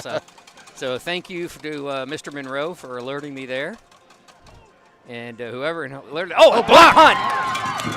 Block punt, and I think that's Landon Taylor. It is Landon Taylor, and he jumps on it. Woo! Oh, my goodness. Landon Taylor, he just could not. He's such a tall young man. I mean, he stands, 6'4" or so? 6'4". Yeah. He's like a lumberjack. Yeah. So picking that ball off from the ground, I mean, it's like me. If I drop something, I'm thinking to myself, man, I got to get down. Well, let me see what else I can do while I'm down there, because it takes me a while to get back up. That's a hard task. I'm not that tall, but I'm that old, put it that way. But Landon Taylor did just a good job of coming in, and he gauged it. There's a lot of guys that will overrun it, so he gauged it and judged it just right to where he didn't overrun that block. Just amazing. So Panthers got it at the 17-yard line, 1st and 10. Davidson in at quarterback, hands it up the middle. Guetta, I believe that's the running back. Yeah. Hurry up for the Panthers with 1:16 here. So Davidson this time, he wants to throw it. He's got a receiver. He throws it a little low. Oh, is it? And I can't. No, they call it incomplete. Okay. Yeah. I didn't see. It looks like that was to Scholke, but Davidson got a little excited and threw it in the dirt. Well, you got 2 downs to make a first here now because you got 3rd and 4th down here. So I think that's why they wanted to go to her. Instead of just clocking it, let's see if we can get a couple yards out of it. So it's 3rd and 6 from the 13-yard line, so plenty of time. 1:08 left in the half. Panthers up 13-0. And I think they only have 1 timeout, too, if I'm not mistaken. That's right. And so they hand it this time. Oh, flags down. It looks like the backs collided. Yeah, with It's like Davidson. backs and running back and linemen and. Yeah, it was a little bit of a. Yeah, that did not look good. It looked like a crash on 35 there. Oh, I've been close to some of those. That's for sure. Right. But looks like the Panthers are going to be backed up. Illegal shift is what the call is. But, when you hear the illegal shift and you see that, you're like, no. You don't stop play just on an illegal shift unless it's a false start. So that's my take on that every time. You probably heard me say it a million times over. So the Panthers set up shop, or I'm sorry, they are at the 18-yard line. It's 3rd and 11, so they do need to pick up a few yards, at least for a field goal try. Again, Davidson rolling to his right. He's got Schulke. I think he gets it. It was a nice throw. Schulke was sliding out of bounds. They're stopping the clock as well, so I see the wave of the stoppage of clock. Let's see where they actually spot him or where they put this. So it looks like he was out around the 10-yard line. So timeout has been called. So the 10-yard line would be a 27-yard field goal if they wanted to go do that. Right. But it is going to be 4th and looks like, Hank, about 3 or 4. Yeah, and we'll see what the Panthers come up with. You were finishing off at one point some of the activities still, so I was going to go ahead and let you go back to that. Yeah, the last activity was cross country. Cross country runs tomorrow on September 9th in San Marcos. So cross country team has been doing actually really well this year. I don't have names, I don't have times, but I did talk to a very formidable source before credible tonight's, source. Very credible and formidable source that is very good friends with the head coach and may be related to him. But yes, the cross country team is doing very well, and they will have a bye next Saturday. But tomorrow they will be out in San Marcos running. Maybe it'll be a little cooler. Yeah, maybe. And let's hope that rain that they're expecting does come, but not tomorrow while they're running it. But, Sunday, Monday, Tuesday. All right, 4th down. They handed Swartzlosey. Oh. Swartzlosey is bottled up, and it does not look like he got it. Oh, man. He is pulled down by, it looks like, number 51. Yeah, and he sliced right through. And let's see. Achilles Bryan, or I don't know if they've got that reversed. Bryan Achilles. He sliced through the line, and, they knew it. It was right after Nick Swartzlosey and went after him. And, you get a block punt, you'd hope to capitalize on that. And Panthers could not. But Panthers are in a prevent defense now. They got 4 players back 20 yards from the line of scrimmage. So they do not want to let, as you heard a crowd member maybe say, do not let anybody behind you. So the underneath stuff will be open. So they throw it out, and looks like it's Dela Paz. He's got some room, and a 1st down out to the right side here. And it looks like the Panthers are playing a little bit of prevent defense, which is smart with 38 seconds left and ticking in the first half, up 13-0.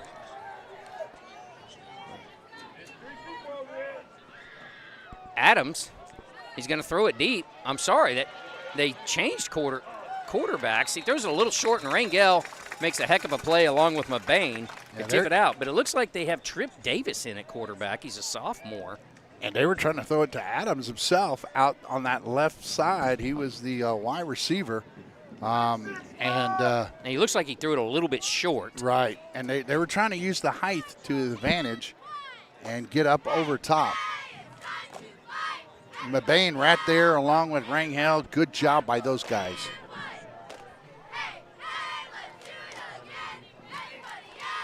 All right, here we go. 2nd and 10. He throws it out. He's got a receiver. Catches it. He makes a move, gets Rangel, but Rangel gets up and makes a tackle, but not before a Tiger 1st down. And that was number 8, Dylan Hippler. So they move the sticks, but the clock is running with 18, 17, 16. Yeah, once you spot it, within the last 14, 2 minutes. And it's a low snap, and it looks like he put his knee down, yes. When he went to pick it up, He did an Now old man move and tried to pick it up and put his knee down. So I that's going to run out, and that's going to be the end of the first half with your Navarro Panthers up here in Smithville, 13-0. All right, we'll have some of the bands here come up. We'll have the Panther Band and Dazzlers. Now, we'll be on the opposite side, so we'll only get to see the back side. So we may bring in a little bit of, Scott Kibbe a little earlier, once the band's about to finish up, and then they come towards us. Between the bands, we'll bring in Scott Kibbe, and right now the Dazzlers are coming in, and so we'll try to get the Dazzlers on screen here in just a moment and listen to them as well. So we'll have the QR code as well on your screen while the bands are playing, so you can always go to that QR code to donate to the Audiovisual Club of Navarro. So make sure to hold your camera up there, get that, and then we'll show you the sights and sounds of the Navarro Panther Dazzlers and the Navarro Panther Band.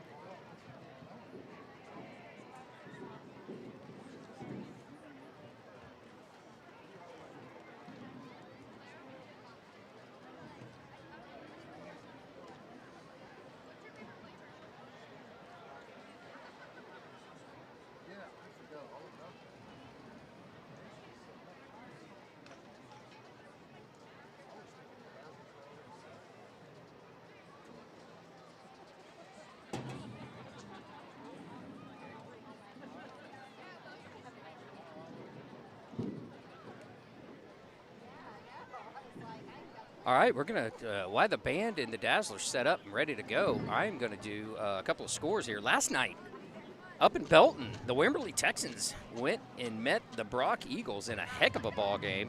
And Wimberley, both those teams are state finalists last year. And Wimberley ends up winning 35-27. At halftime, the New Braunfels Unicorns are up 21-19 in the Worst Bowl against the Canyon Cougars. Davenport down to the Piper Warriors 16-10 at half. Let's go down and see real quickly. Sinton is losing 13-9 at half to Port Lavaca Calhoun. And the Lavernia Bears are up, our opponents next week at home, up 35-0 over the LaGrange Leopards. Yeah, I saw the LaGrange Leopard buses going by when I was on 10. Yeah, I too. One last one before we get you to the band. The Cuero Gobblers and the Yoakum Bulldogs, who are rivals. 6:05 left in the second quarter, tied up 21-21. Wow. Here we go. Here's the Dazzlers. Hopefully we can see them. Tonight's performance will be a kick routine to I Like It. Sit back, relax, and enjoy the show.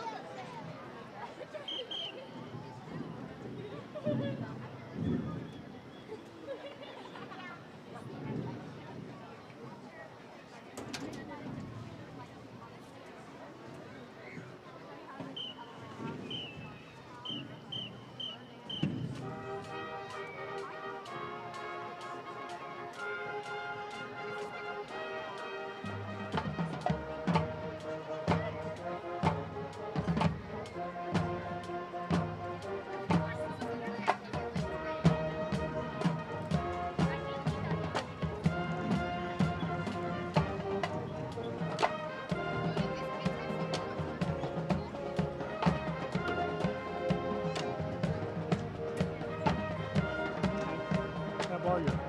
Smithville lost, right? Smithville lost, right? Write down the names.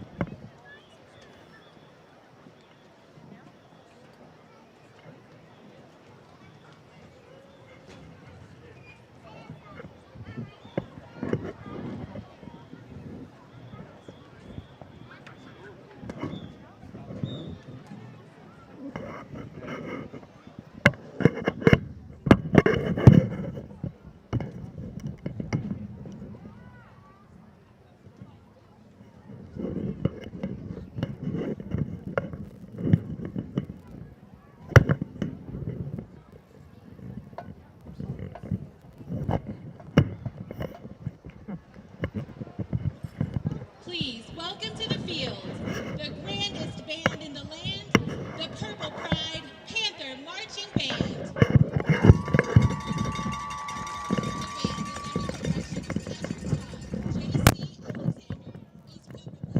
And Anthony Gutierrez. The band is under the field direction of drum majors Addison Granke and Kenzie Koenig. This evening, the Panther Band will be performing a portion of their 2023 UIL marching show entitled Of a Feather, with music by Albert E. Brumley,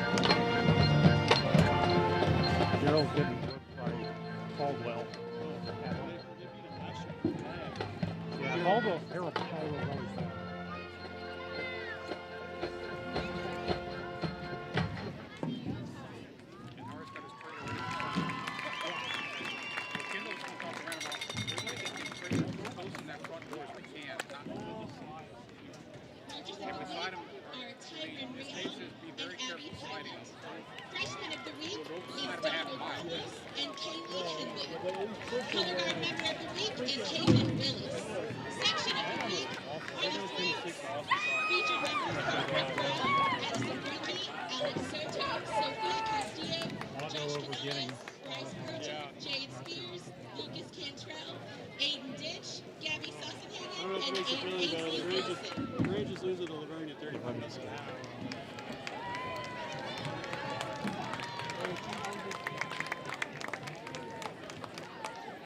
There we go with the fight song coming up here in just a moment. We'll have Scott Kibbe with halftime stats.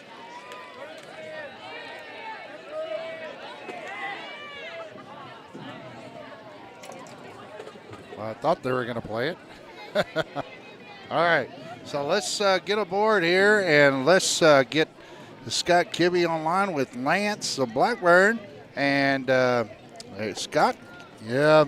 Thanks for joining us, and hopefully you have some good stats this time, at least for our offense. So let's go ahead and talk about that, and go ahead and give us a rundown. And here we go. Good numbers, Panthers. 7 first downs, 17 rushes for 200 yards, 18 passing yards on 2 out of 4 attempts, no interceptions. They had 1 punt for 33 yards, 1 fumble, and did lose it. That was on the interception, so not on the offense. 2 penalties for 20 yards. Antoine Mebane leading the way, 4 carries, 149 yards. That's pretty good average. Oh my goodness! 2 touchdowns. Yeah. Mebane needs 46 yards to hit 2,000 for his career. I didn't mention my article or mention today because I thought it won't be this week. We'll talk about it next week. Oh wow! But he's got a good chance of getting there. 46 yards. We're going to be rooting for him on that. Schwarzlosey 5 for 20. Davidson in passing 2 out of 4, 18 yards. Mebane 1 catch for 10 yards. Schulke 1 catch for 8 yards. Smithville 9 first downs, 18 rushes for 60 yards, 64 passing yards on 6 out of 12 attempts, 2 interceptions. Panthers have now intercepted 2 passes in each game this season. 3 punts for an average of 23.7. That included the block. 1 fumble, did not lose it. 4 penalties for 30 yards. Henry's their leading rusher, 7 for 43.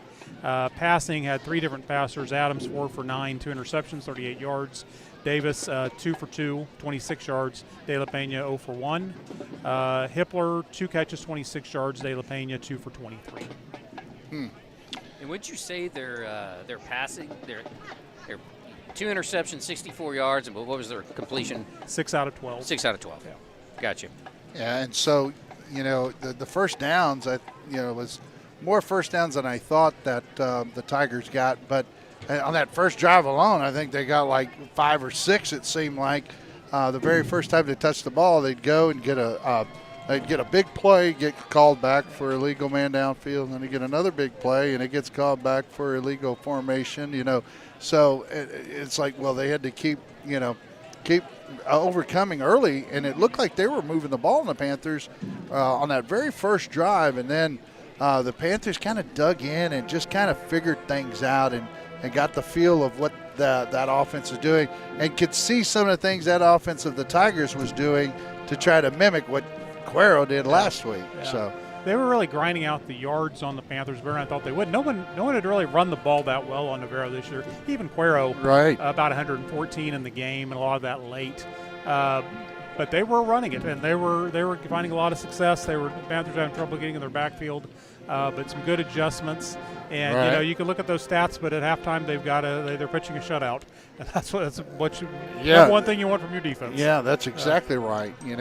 No matter what they did in the middle of the field, it's the fact that they're not getting in the end zone, and your defense is doing what it needs to do to keep them out. That interception down in the end zone too by the Panthers was a big play as well for Tatum to make that interception. So.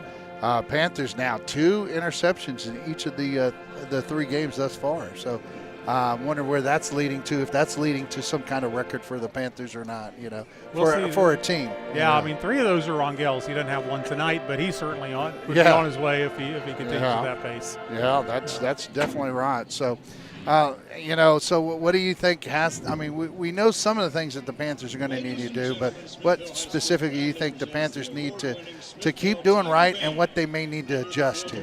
I think they've got him shaken in the passing game. I think they've got secondaries playing very well. I think they switching the quarterbacks out there. They're not feeling real confident in that passing game now, which we kind of thought coming into this game they may be a little shaky there. Keep that out and keep the big play. Keep away from the big play. You hate that they got the block punt and couldn't turn it into anything. That's what me and Lance were talking about. But you'll forget about it if you can come down and score. You forget about all that and take 20-0, and I think you're in real good shape for this game. Yeah. You just, that momentum. If it stays here and that momentum starts to shift, that's when you get a little bit nervous. Exactly. I agree with you wholeheartedly, Lance. What do you think what does the Panthers need to adjust to and do better with?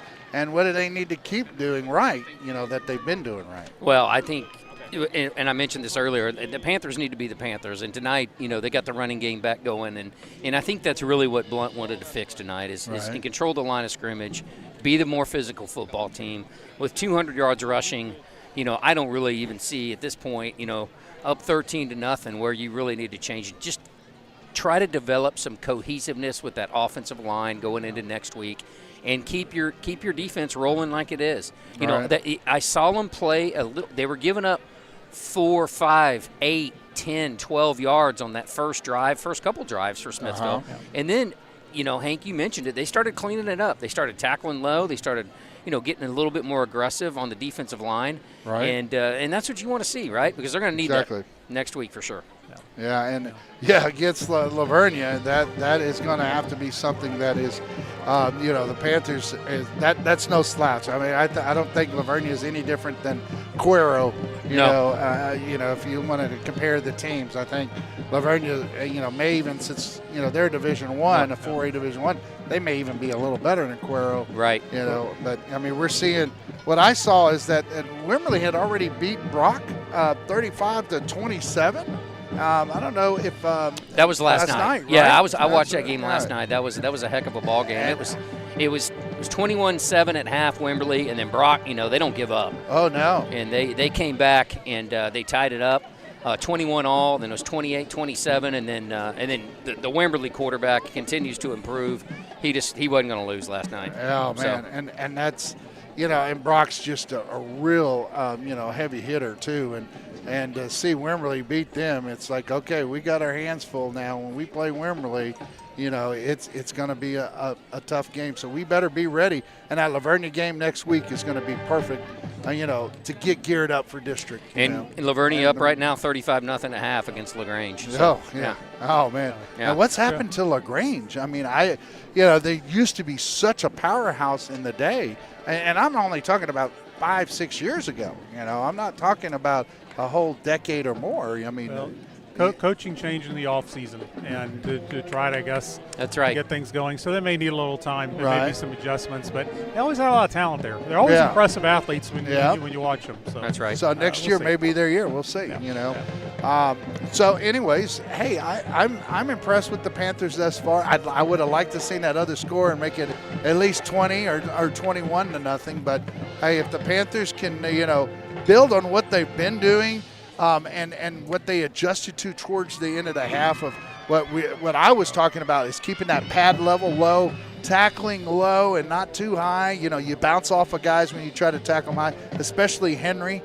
Coming out of the backfield. I mean, he's running downhill, and he's hard to stop. If you hit him high, you're going to bounce off him. So I see a lot of the issues are really coming down to tackling line of scrimmage, controlling the line of scrimmage. The linemen have to do a really good job of getting better at sustaining the block, another second or two. Because you get that one extra push and you stay on them that extra second or two, you're going to allow big plays. As we saw McBain, he could do a lot on his own, but we could have a lot bigger plays. Well, you have more bigger plays. Right. How about that? A few more, right? If we can stay on our blocks just a little bit longer, and that's supposed to be the big improvement we're supposed to see between that second and third game. And I think we're starting to see it a little bit tonight, and hopefully the second half we'll see a lot more of it. I do agree. And the other thing I failed to mention is, the secondaries looked better. Oh yeah, Definitely. The secondary has looked better, and that has been a big weak spot for the Panthers this year. So yeah, and that screen pass, like you'd said during the broadcast nights, you said, hey, good film study. Because and you got to know the feel. If it's too easy, there's something wrong here. It's just like a scam. Right. Hey, yeah. If it's too good to be true, right. Then it's not true. So Sure. That's the case here with the screens. Coach Blunt had told me this week. He said we're going to see, because of what Cuero did, we're going to see screens all year until we fix that. And so good work this week. Yeah, so, exactly. Yeah. Good emphasis on it. Yeah. So, all right, guys, I look forward to a really good half. I hope. We get to see the Panthers continue to do what they've been doing in that first half and do even better in the second. So, Yeah.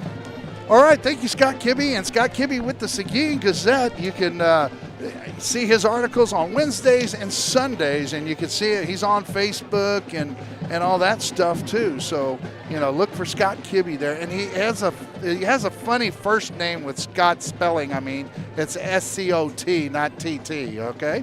All right. Well, a couple more scores before we get here to the second half. Sorry, I had it pulled up. There we go. Laga Vista Vikings, 24-0 over the Giddings Buffaloes, and that's approaching halftime there. Yeah, and I saw that Caldwell was over Gerald at halftime at 21-7. I haven't got the update on that. No, that's exactly what I see. I just refreshed everything. The Seguin Matadors are down to the Laredo United Longhorns, 35-30 at halftime.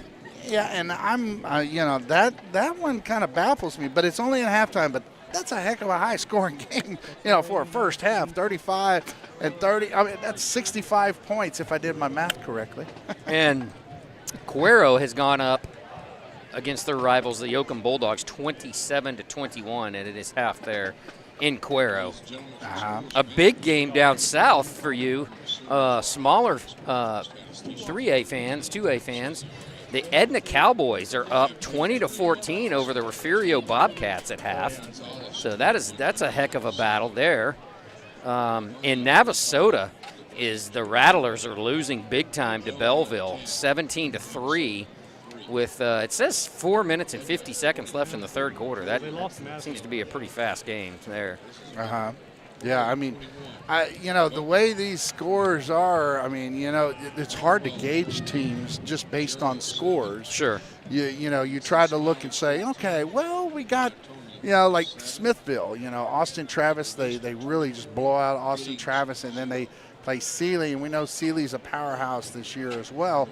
But, to actually know where they're at and where we sit. So I think, there's a part of me tonight, though, Lance, I really want to see, the Panthers, put the pedal to the metal here in this second half. I mean, really get after it. Don't just don't settle for what you have up there on the scoreboard. I agree. I mean, and I'm not saying run up the score. I'm saying play hard and play, as you mentioned, like a Panther. Play like a Panther team. That's right. And play Navarro Panther football, right. and and go to the whistle and on every single play and give it 110%.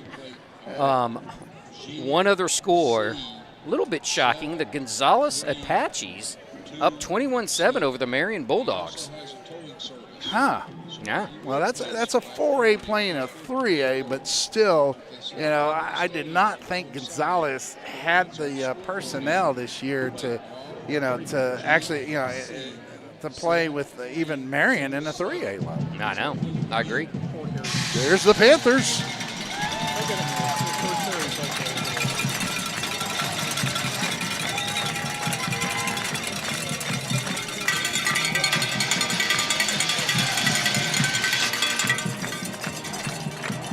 So here we go. Second half, the Panthers will be receiving the football to start the second half here, up 13-0.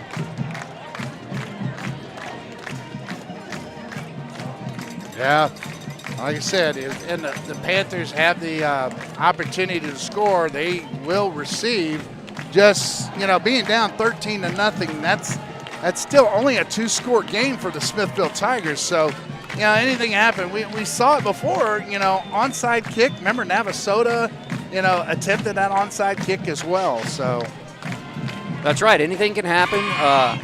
You'd like to see the Panthers come out and have a long, sustained drive. And I'd like to see them run the football, Right. I'd like to really, like I said, get that cohesiveness and with the offensive line really playing together because they're going to need that here moving next week and into district play. 35-7. So back deep for the Panthers, you've got Gabe Rangel, number 11, and I think that's Antoine Mabane out there on the left hash or the far hash, receiving as well.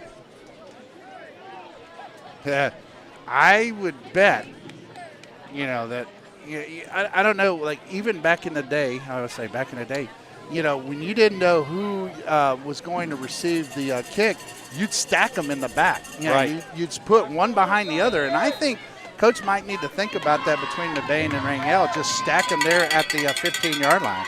So the kick is up. It's a high kick. It's a short kick. It's caught by Trotty, number 15, and he's going to fair catch that inside the 30-yard line. Right around the 28, but there is a rule that if you fair catch it, is it inside the 25? Yeah. It's inside the 25. Bring it out to 25, but he gets it where it's at. He gets it where it's at. But if one of those kickoff team members touches him, that's a 15-yard penalty too. So as long as you make that catch and you do it, it's good to preserve that possession. All right, so here we go. 1st and 10 from the 30-yard line. He hands it off. That's Chapa up the middle. And Chapa's going to gain a couple. Yeah, it just didn't look I didn't like the way that looked as far as it didn't look like everybody was on the same page on that play for the Panthers. They didn't get off the snap as well as we've seen in the past. And I think that also led to, I don't know if it was a trip by Chapa or what. It just didn't look smooth. So Scholke, he's rolling to his right. He's got a receiver. It's Schwartzlose. He hits him, and he gets brought down. And it looks like about a 10-yard catch for Schwartzlose. But there is a flag out in the backfield. Oh, roughing the passers. What? Yeah. That's what Scholke seems to think. Yeah, that's what he thinks. He's not the official, right? So, but let's see what we got going on. And wait, here it is. Yeah, roughing the passers, the call. Scholke was right. Yeah. And so that's going to tack on another 15 yards. And so that'll move the ball into Tiger territory with 11:25 here left in the third quarter. The Panthers are on a roll here quick.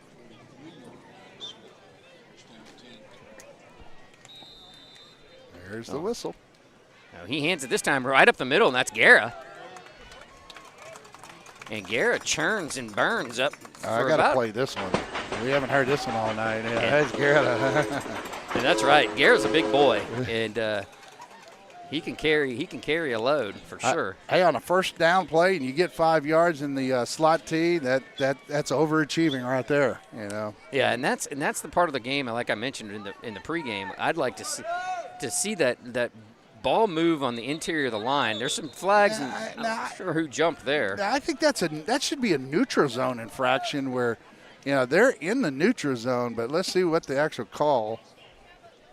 Yeah, they're calling false start on the offense. I'm not too sure about it, when they're in the neutral zone, but that could have been drawn off either way. So we don't have the great. Well, there goes the 5 yards. Well, we're behind the chains. My goodness.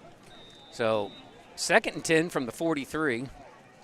Well, it just gives opportunity. Maybe we can see more of that Panther passing game, which we've seen more of this year than I think any year under Blunt. So he hands it this time. Baines dipping and diving, trying to find a hole, but he swallowed up. His momentum stopped after a minimal gain, maybe a yard. Well, they might give him 2, after. Yeah, they're going to go ahead and give him 2, Lance. I like that spot, actually. No. I thought yeah. 3rd and 8 from the 41. So now if the Panthers here, they're in the Tigers' territory. They're at the 41. So I still hear they're going to use all 4 downs, I believe. Now Schulke under center. He's going to keep it. He's going to throw it. He's rolling to his right. He's got a man, Mac Berry, and Mac catches it. Yeah. Nice pass and great catch. Way to go up and high point the football, Mac Berry. That was some airmail there. There you go. And that was on a rope. It's exactly what you need to do. Sometimes quarterbacks want to finesse it, and sometimes just throw it at the player. Just throw it right at him, and that's what he did to where Berry was able just to reach up and grab it out of the air, and that was a bullet coming out of Schulke's arm. And that was a good throw for sure. And that's Guerra straight up the middle. Looks like he's going to get down near the 5-yard line. Yeah, they're going to get him down to the 3, I believe, on that one, and good hard push there by the offensive line in Guerra. So that was 1st and goal, so that's going to bring up 2nd and goal from the 3-yard line. Yeah, they're rotating in different linemen and all for the Panthers. Yeah, it looks like they're rotating in the freshmen right now. Right. It's strong guard. You've got Lane Black, and then you got number 74 as well. Oh, a little movement. Looked like Chapa might have jumped. He's mad at himself. It was a lineman too, so something, and those are the ones that you wonder, hey, did somebody out from the other team call out some type of snap count that the Panthers jumped on to but the officials didn't hear it, didn't see it, so it goes against the Panthers. But the Panthers already overcame, a penalty thus far on this drive. Yeah, and the Panthers weren't, coming into the game, that they were penalized quite a bit for the year, 192 yards. Wasn't as bad in the first half. They cleaned it up. Handoff to Chapa, and he's met in the hole pretty quickly there, going to the right side. Woo. This is you don't want to lose. You don't want to lose any yardage, and you want to be able to capitalize on this possession. This is the one that could really, take that momentum and just to drive it home. Remember, I told you I wanted to see us put the pedal to the metal, and let's see if they can do it. 3rd and 6 from nice goal, and that's Mabane, and he dances in the end zone. Panther touchdown.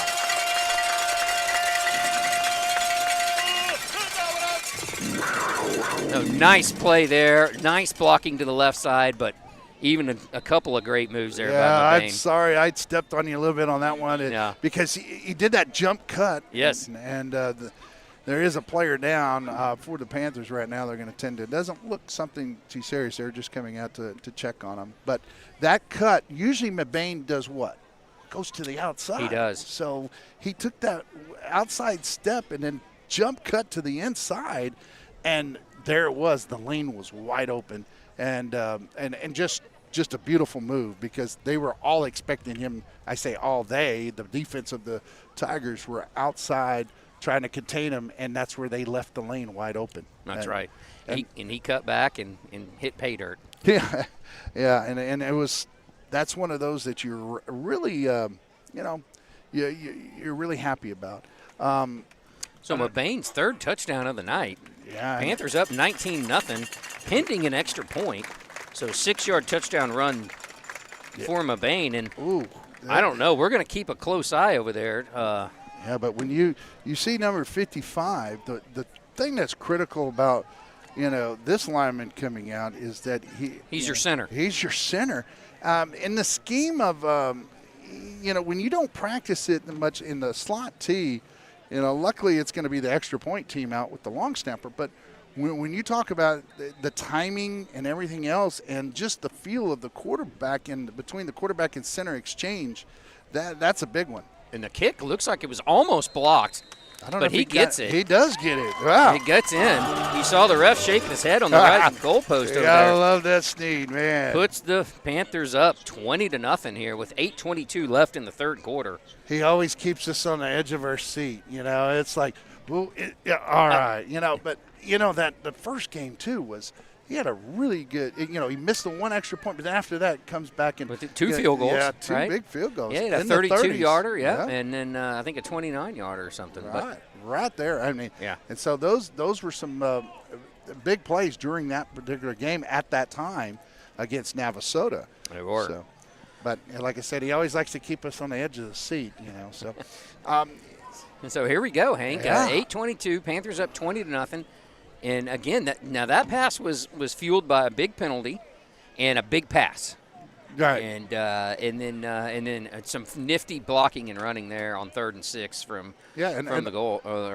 Overcoming a couple of penalties on that drive as well, and that's what you like to see. Dealing with a little adversity, you got to overcome that too. So that's a sign of a good team when you can do that. So Smithville in the hole now. They after the Panthers did not score an offensive touchdown last week. They have 3 here tonight. And who's going to kick it? Landon Taylor's going to kick it, and it's high, it's up. It looks like a fair catch is going to be caught around the 35-yard line, maybe 36. And that was caught by number 1, Tristan Garcia. So defensively, what do you think we're going to see here? Offensively, we know we're going to see. I think we're going to see a little bit more razzle dazzle kind of from Smithville. But on our defense, you think we continue to play two deep safeties? Yeah, I think so. I think the Panthers are running that 4-2-5 right now. We've got a couple of new corners. They hand it off. And bam! The bear. He gets up and he flexes and does it. The Tiger running back is very, very slow. I'm sorry. That is one of their linemen, number 60. A little slow to get up. Yeah, but the Bear, boy, he. Yeah. I think that's the best tackle of the night against Henry because he hasn't been – I don't think he's been hit that hard all night. So. No. And I tell you, tonight I haven't seen Barry this active in a while. So he's playing his little heart out tonight. And you look at Adams is way wide out on the left. And they do get him this time. That's number 5. And, again, they're big back there. Tommy Henry gets a big gain on 2nd and 10. Yeah, they set me up, too, because I'm up here. I'm looking at Adams, that was the quarterback, is actually the wide out now all the way to the left. And I think it got the Panthers looking for a pass when it turned out to be a run. So they have the ball now at the 45-yard line to the Panthers. And a blitz. Arias comes in, a run blitz. But he fights through the first wave of Panthers and Sonny Tolliver. And I'm not sure who that was, but he's running hard. That's number 10, Justin Gurley. He's a sophomore, 195-11. So a pretty good-sized kid, and he's running hard. Yeah, and he had only coming into this game, according to Max Preps, he only had 8 yards coming into this game rushing. So he ran hard on that play and got 5 on that run. So the Tigers are mixing it up a little bit with their backfield and trying some new backs out. This time it looks like, he stays in there. Gurley stays in the backfield. And they dump it off to number 2. But he fights back. Looks like the Panthers could have wrangled him for about a 5-yard loss. But he gets back to, he ends up losing 4 or 5 there, which is going to bring up about a 3rd and 9. But he could have lost another 5. More. Yeah, but he fought back. And he's coming up slow to the huddle. He's getting in the huddle with kind of a looks like he's his knee. I'm just speculating. So again, I want to mention though, you've got a couple of new corners in the game. J.J. Waz, who's a junior, and Mabane's playing on the other corner. So they're doing a lot of changes tonight with the cornerbacks. That's number 11. He does throw a little bit of a screen. That's number 10. Again, Gurley, and he's fighting his way and not going down easy. He's close to a first down. It's going to be interesting. Nope, he got it. Yeah, it looks like they're waving him up. So there's that screen. And that was all about suckered effort there for Gurley, because he was tackled by a host of Panthers, but he drug a couple. Well, hey, they run enough screens where Panthers are going to figure it out. By the time they really need to use it against. Wimberley's going to screen you to death. Yeah, but Wimberley runs bubble screens, tunnel screens with their receivers, tight end screens. Yeah, they run them all. If they could throw it to the guard, they'd throw it to the guard in a screen. Right. So now, if we can, we'll go ahead and throw up the QR code if we have it. We'll put it up there, and we'll. Hopefully get that up there for you so you know that you can donate to the Audiovisual Club. We have Miss Wells that is the sponsor there, and she's helping the kiddos out and doing a good job of it. And we're trying to get a little more equipment and some other things that would be helpful for the club to get the thing really rolling so we can do other events, get more kids interested. And so it all goes to help with the, like today was 107 degrees, and one thing that was very essential was water. So the water's not free anymore. So it costs money. So those little things like that's what you would do. $1, $2, whatever you can. Please donate, and thank you for those who have. And it was against the Panthers, so they are going to have another chance here. You just have to go to it. Don't you have to just go to it right here? Both of them. So the kick this time is up, and it looks like it is good. So that makes the score here from Smithville. Panthers 20, the Tigers 7. And I'm not sure. I know that our broadcast froze up there just for a second, and there is 5:05 left here in the third quarter, and it is 20-7. The 7 points came from the Tigers. They threw a 35-yard dime from Trip Davis, hit number 2, Ramon Adams, who started at quarterback. Now he's at receiver and made a great catch. And the Panthers secondary, just when I was bragging about them a little bit, they got caught with their pants down. And oh, no.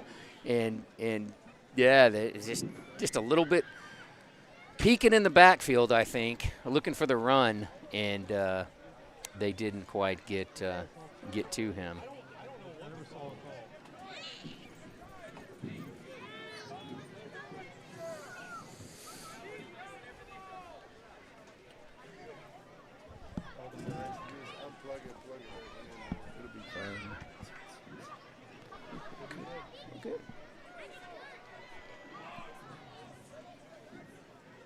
Sorry about the screen, a little darker using the other camera while the other camera went, and we glitched out on the system.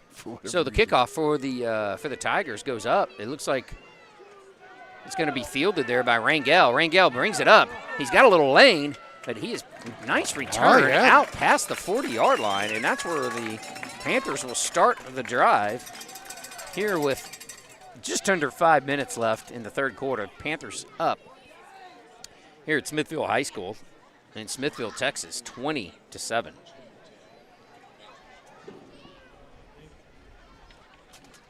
The Panthers scored on their first drive of the half, a 6-yard touchdown run, third of the night for Antoine Mabane. And they will start their second drive here with Austin Davidson, the sophomore at quarterback. He hands it. Chopper's got a bunch of room up the middle, and he is churning and burning, and that's about a 13-yard gain. A late flag comes in, and it looks like Mac Berry's holding his hands out again. And let's see. Coach Blunt shaking his head, looking for a call. And the side judge is walking all the way into the referee.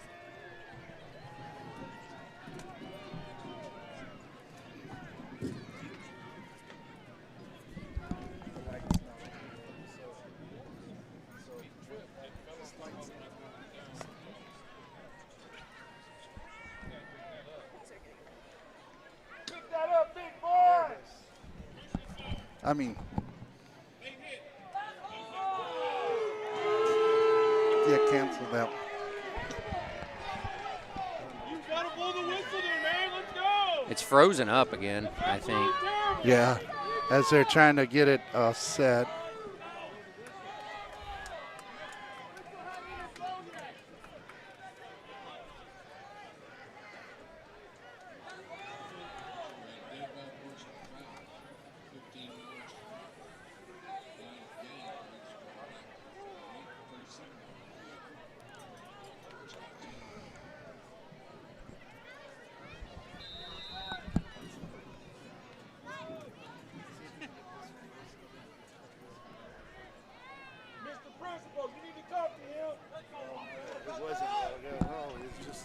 So Austin Davidson under center. He hands it this time. This is Nick Schwartzlosey. He's met in the hole, but not after about a 5-yard gain for the Panthers.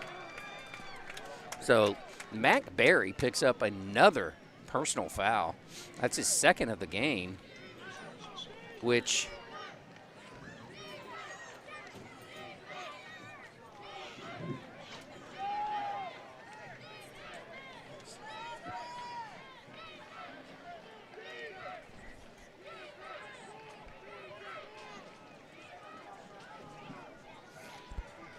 yeah, it's still hot out here. Lance says some of the equipment, it's like, whoa. Yeah, so Davidson, he's got some time. He finds a receiver. He hits McBerry this time. Yeah, you're listening to some. Now we'll have to have play-by-play by Lance on the like a radio. And so there we go. First down. That was about a 12-yard dime. Nice strike there for Austin Davidson. Man, you can certainly tell, Hank, that he is a shortstop because that ball was thrown with some velocity right to Barry. Good hands by Barry. 1st and 10 at the 48-yard line. He hands it off, and that's Mabane up the middle. He swung around, but not before he gains 3 yards. With 3:45 left here, Panthers up 20-7 here in the third quarter.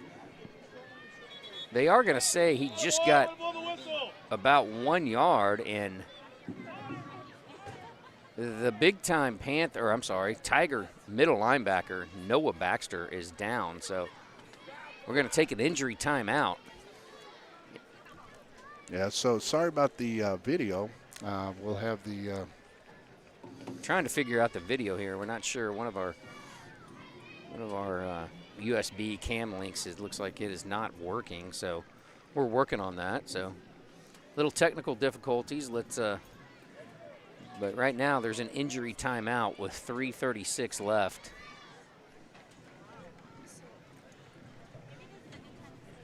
So now, Lance, you had went over some of the school activities before, and don't know unless you had scores. Well, I said it too late, and injured player is coming off the field. Yeah, nothing's on the lights over the cam. Yeah, the cams are out. So here we go.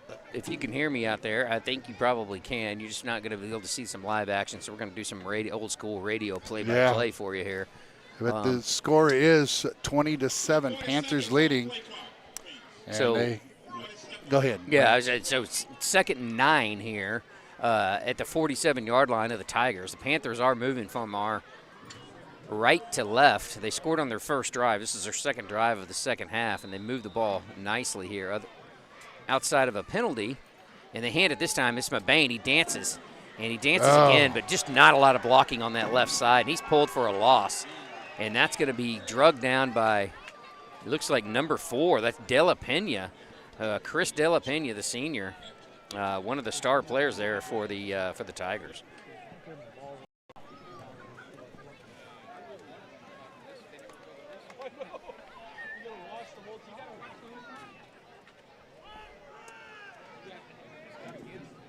So that's going to bring up a 3rd and 12 from the 50-yard line. Austin Davidson, he's going to roll to his right. He's got a little bit of time. He's got a receiver. He jumps it. He throws, and he throws it a little bit short, trying to hit Mac Berry. Even the swing man came back and tried to even make an attempt at it. But if one of the Smithville defensive backs was looking back for the ball, they probably would have intercepted that one, but they weren't. So good news for the Panthers, but they are going to have to punt. And coming on to punt is Landon Taylor. So the Panthers, the ball is sitting straight up at the 50-yard line. And with 2:51 left here in the third quarter, the Panthers up 20-7 are going to give the ball back to the Smithville Tigers. And back for the Tigers is number 2, Ramon Adams. So let's see what kind of kick. The snap is back, rugby style. Landon Taylor gets off a good one, and it's going to take a neutral roll out of bounds. It's going to roll now a little bit for the Panthers down around the 15-yard line, and that is where the Tigers will take over.